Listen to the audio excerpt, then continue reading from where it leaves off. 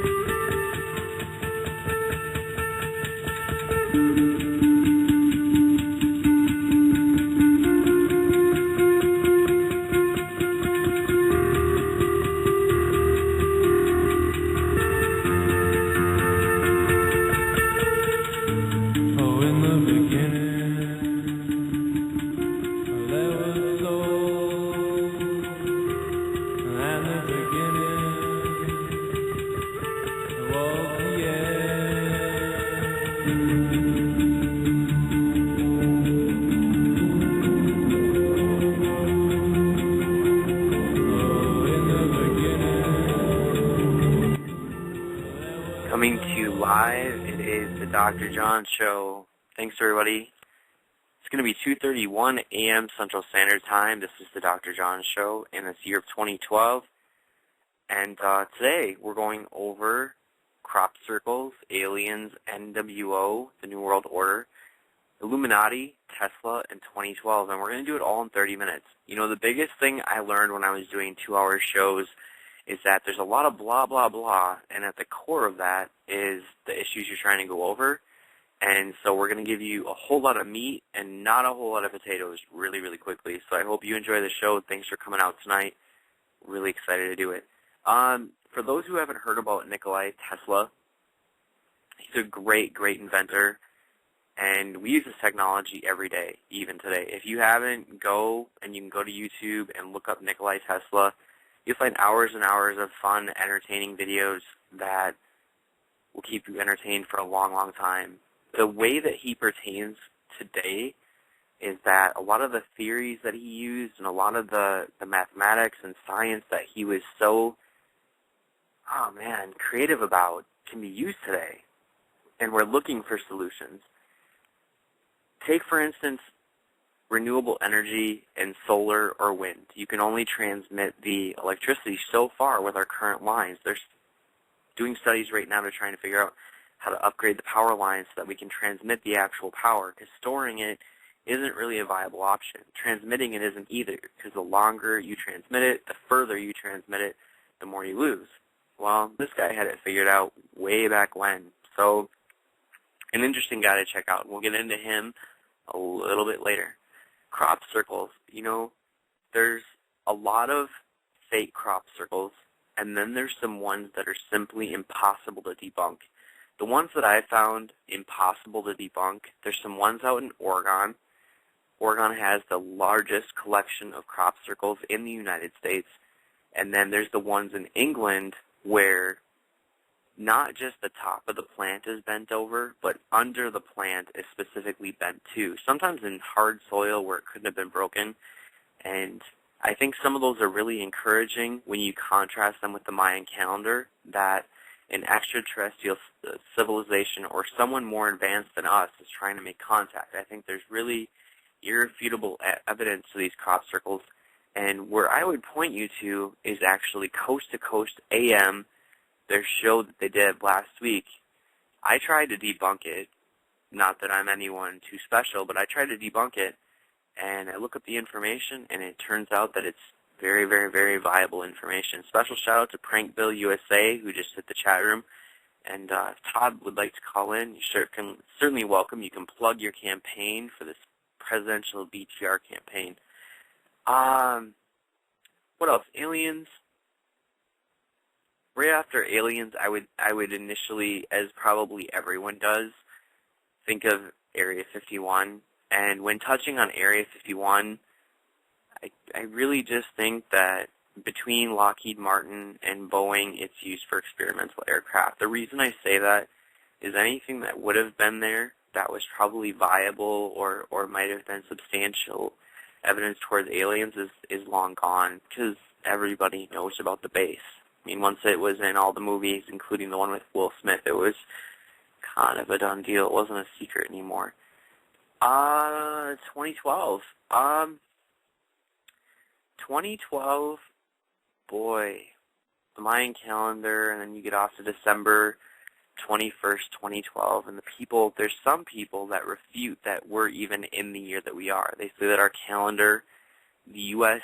English calendar, is not even right. It's off by as much as 3 or 4 years. So in that, it's not 2012, 2008 in reality. Stephen Hawking gave a lot of evidence to this in his most recent book. I don't have the name of the book in front of me, I apologize, but you could Google Stephen Hawking book and look it up.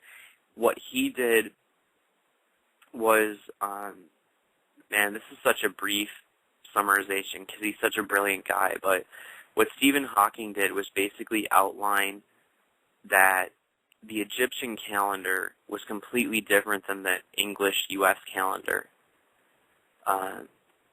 So that it's a totally different system, and he has verified that we probably don't know what the date actually is. It probably is off between 3 and 5 years.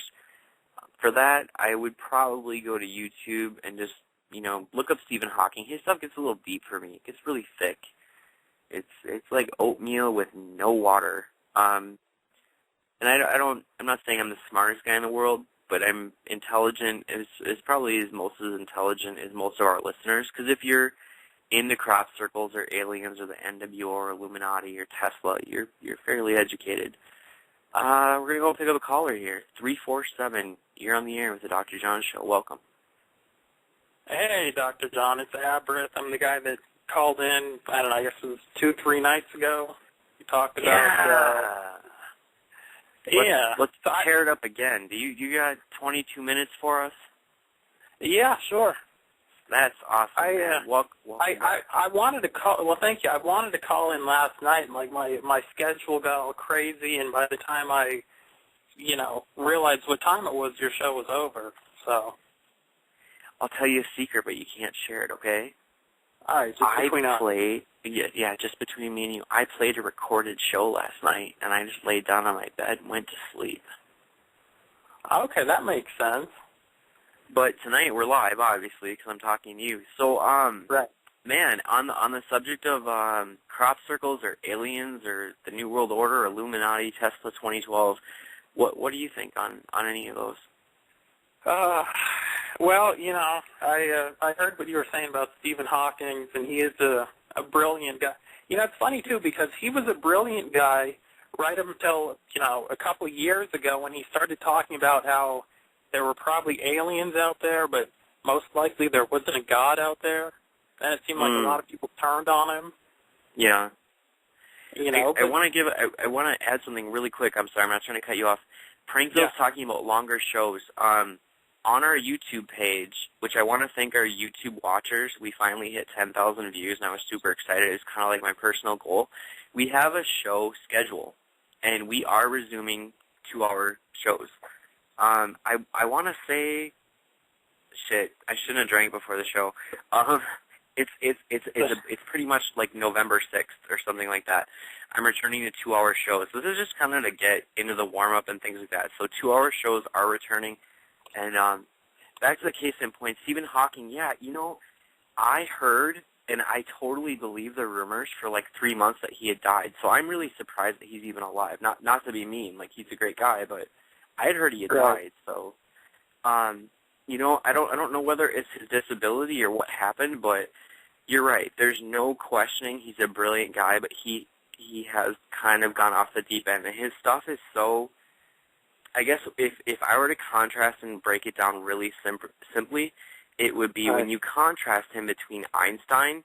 Einstein made really hard things understandable. Stephen Hawking, just like, you can't fucking understand this guy. Like, he's really hard to understand. And it's not that he's wrong. It's just he's like too smart for his own good. Right. Well, I think also once your IQ goes beyond a certain amount of points, you're gonna quit believing in like gods and stuff like that. I think so too. Yeah.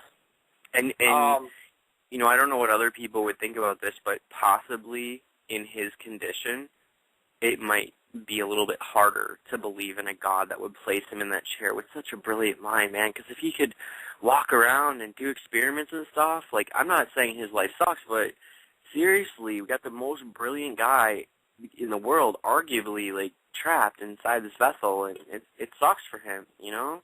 Yeah. Well, you know, for me, I don't believe in any of the gods either.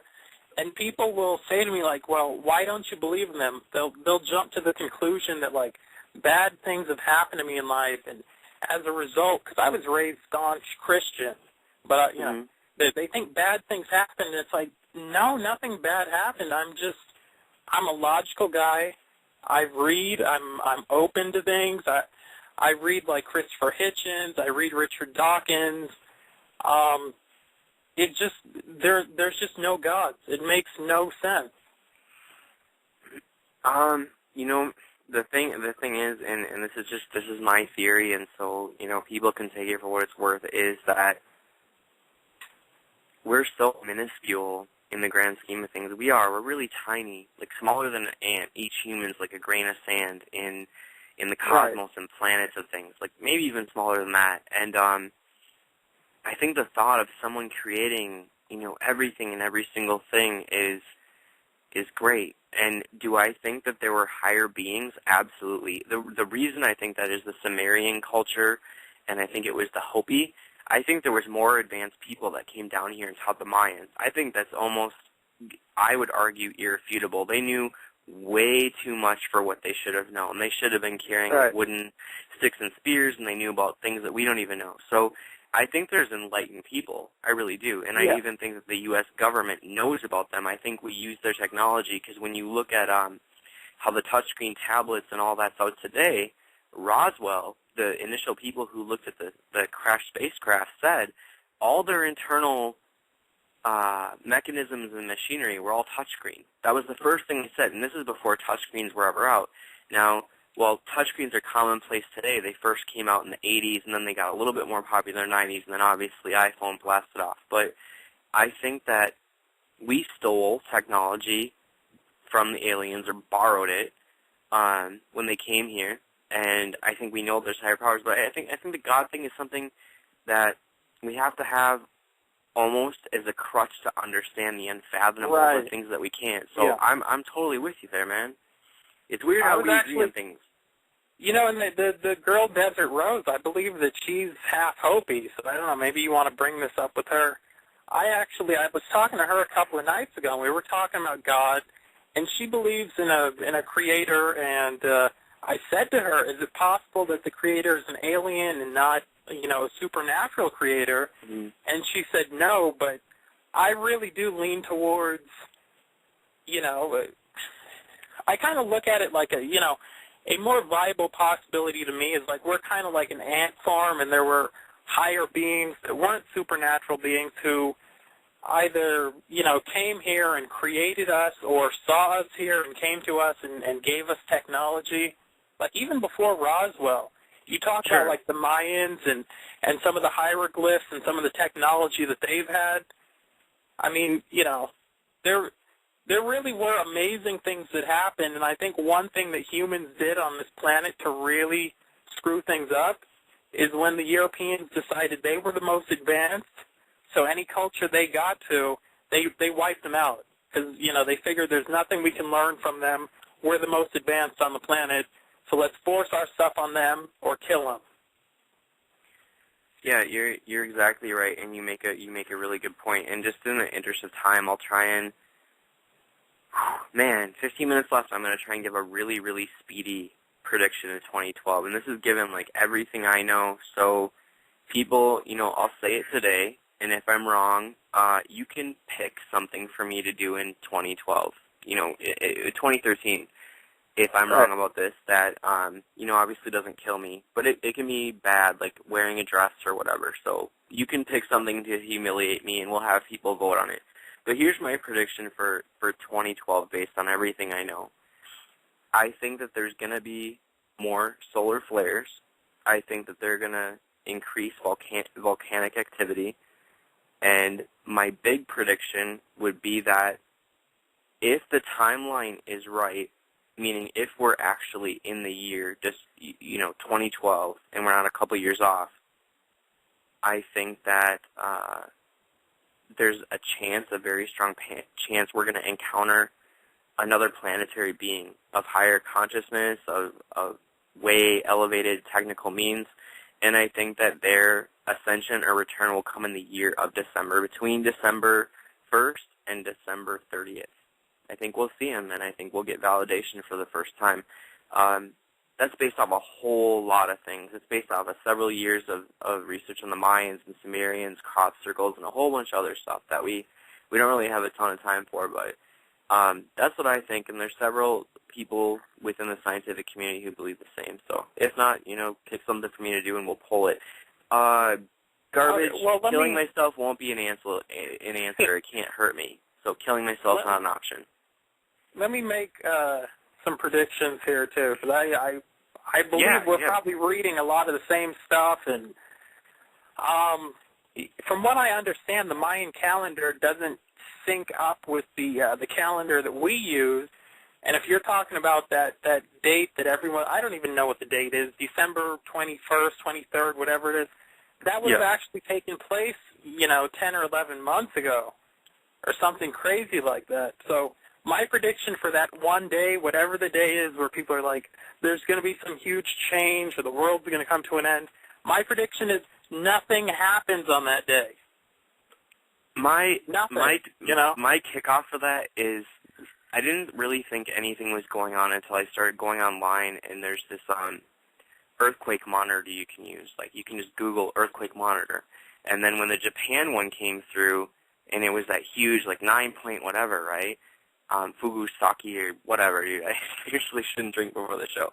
But the Japan quake happened, and I was like, okay, there's something to this. Like, the weather has been really off. It was 2011 had the most weather disturbances of all time recorded Earth history. So there's definitely something going on from a planetary standpoint between the sun and its pulses and solar flares and us.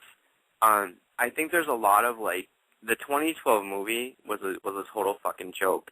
I don't think that's what's happening at all.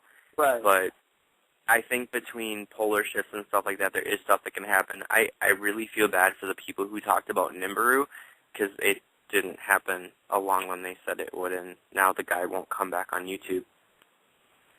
Yeah. Well, I mean, I don't know. I'm not worried about anything. I mean, like, I don't even know what to say about this anymore. I don't know what's going to happen next year, but on that one date that everyone's so worried about, I don't think anything's going to happen. Just a whole lot of people drinking and, no offense, fucking, and, life will go on. Who knows? We'll see.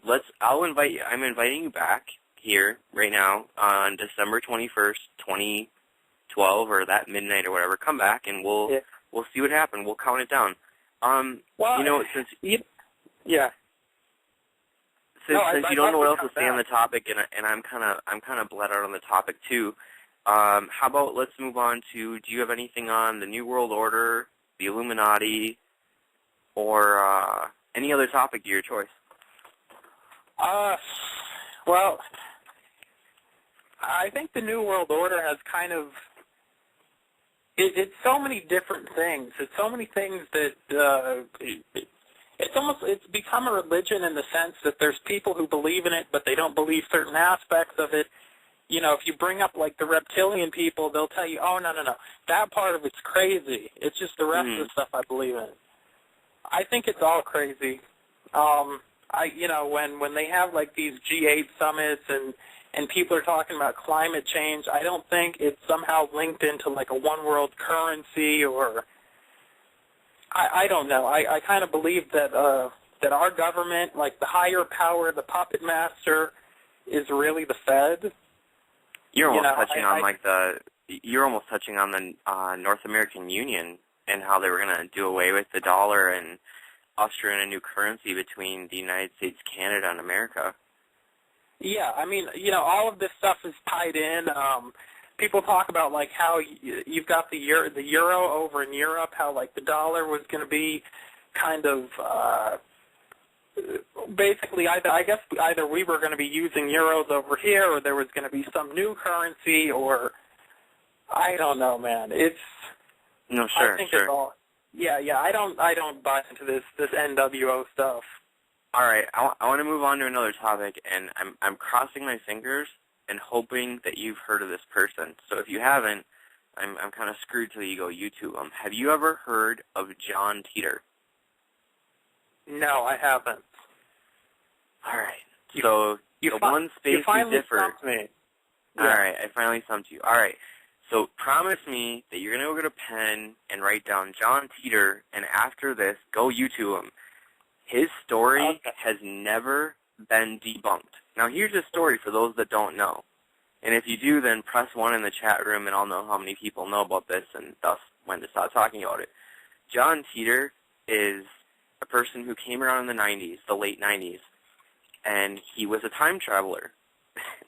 I know it sounds like Terminator, but this is a real story. So he calls into a show called Coast to Coast AM with Art Bell, and he gives these details. So, of course, people initially laugh and blah-blah-blah right now, right? So he goes, well, I'm going to go one further. I'm going to tell you where I'm living as my little self right now, like where his little self was in this parallel universe. Sure enough, there's a John Teeter who's 9 years old, who's living in Florida, and he's a real person.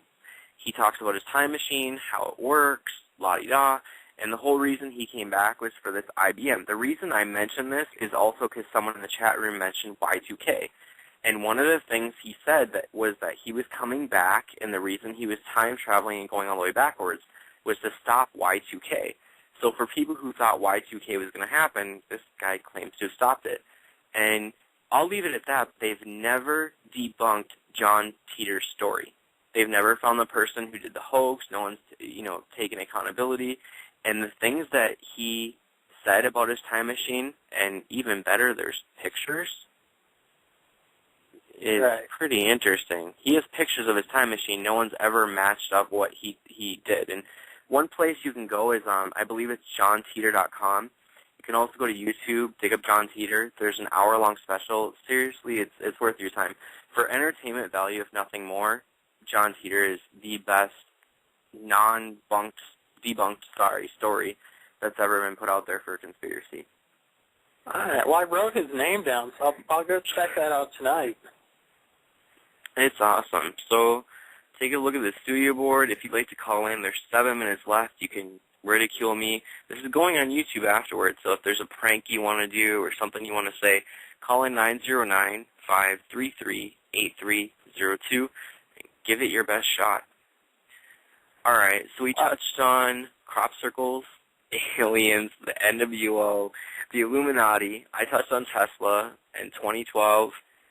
Wow. I know what we can talk about, because another thing that I've really studied for the past couple of years on my own, because I couldn't find a college course in it, is cryptozoology, which is the study of animals that have yet to be discovered or thought to be extinct. Bigfoot and El Chupacabra and the Loch Ness Monster and the dodo bird and well, not so much the dodo bird anymore, but I don't know. I'd be curious. What do you think about Bigfoot? I think there's definitely a strong possibility that there is a not as evolved species of man or beast that hung around. We're finding new species of things every day, and in the ocean we always find something new, and we go, oh, that's the first all-white sperm whale we've ever seen. Yeah.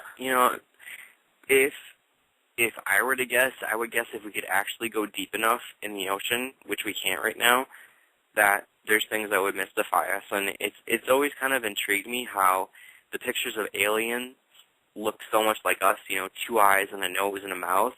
But if you go into the ocean, things like octopus, that's what I think an alien would look like. And I know an octopus is common knowledge, but that's more what I would picture an alien looking like. Right. Yeah, they're actually like species of mammals that were just like humans, primates, Gigantopithecus, and other like huge apes that did live in the woods and possibly could have survived. I mean, as humans, people don't realize this. Humans barely survived. At one point, there was 90,000 humans left on the entire planet, and we're all descendants of those 90,000 humans. But if 90,000 humans could survive, and other primates could survive alongside us, I think it's possible. I think it's very possible, and I think that I think the one problem with the Bible, in my opinion, is that when you talk about Adam and Eve creating everybody, you run into some issues that really don't fit with modern science, such as incestual mutations and things like that. But Right.